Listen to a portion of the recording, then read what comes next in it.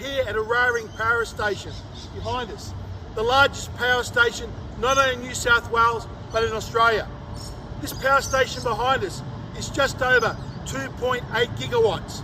Now to put that in some comparison, currently in China they have 421 gigawatts under construction and development. So that's like 140 times of what you see behind me China have under development today. And yet this power station is due to close down in 2 years because of this net zero madness.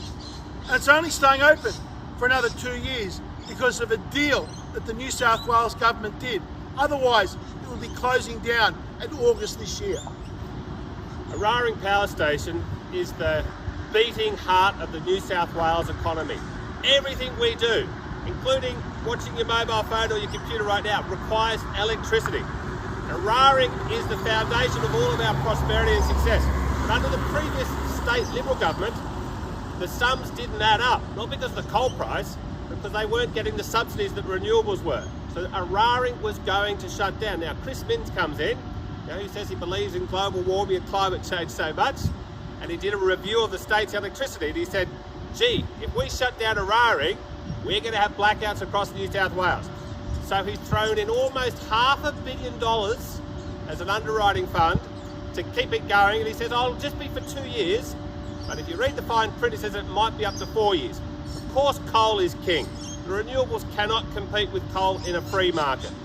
Now, John, I'd like to go through some of my graphs and charts here to explain why we have a national emergency in this country with this place due to close down in 2 years, because blackouts will eventuate.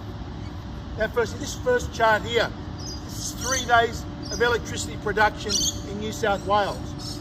You can see the big here, the orange, yellow segments. That's the solar power. And you can see how when you have a sunny day compared to an overcast day, how the solar power cuts out. The green is the wind power. Of course, intermittent, up and down all over the place. The black that we see through on the bottom is the coal generation that keeps New South Wales going. Now, I've only got 4 coal generators left. As I said, this is the biggest one of them. Now, even on a very sunny day, we still need 2,000 megawatts at least of coal-fired power. But of course, in the afternoon when the solar power goes to sleep, we need up to 5,000 plus 6,000 megawatts of coal-fired power. You can see here on this chart.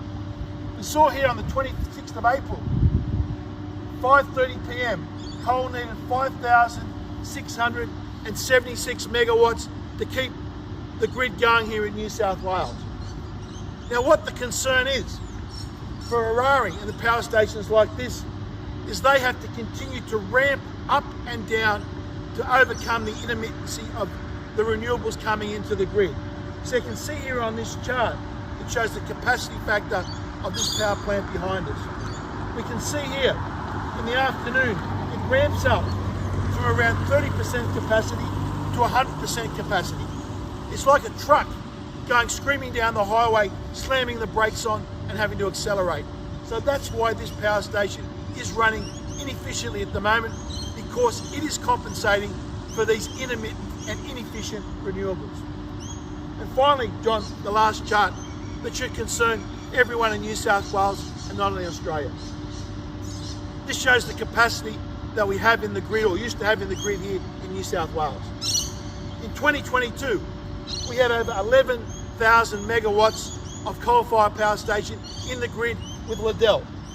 Liddell closed down, and today in 2025, we have 9,555 megawatts. But when this closes down behind us, in 2027, we'll be down to 5,280 megawatts of capacity. Now, even if that capacity is running at 100%, that's not going to be enough to get us through the afternoon peak. And when we have Vales Point due to close down in 2028, we're going to be down under 4,000 gigawatts of power. That's under 4,000 megawatts of power. That's 4 gigawatts of power.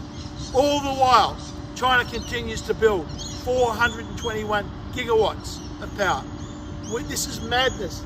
This represents the danger to our economy, the danger to our society of the blackouts that are coming if we continue to pursue this madness of net zero. Now, I've also got with us here Jeff Robertson, our great candidate in Shortland. Mate, Jeff, what are the people on the ground saying here in Shortland? They're worried about their future under a Labor government because all of the policies are going to destroy the very foundations of the Hunter and Newcastle itself. They promise a lot, but that promise comes with a price, your future. That's why I'm standing for the area of Shortland. Vote for the Libertarian Party. Vote 1 the Libertarians in the House of Representatives and the Senate. We will call out this global warming scam. We want to keep the lights on in this country. We've got to keep these coal generators going. Authorised by Craig Kelly, Libertarian Party in Sydney.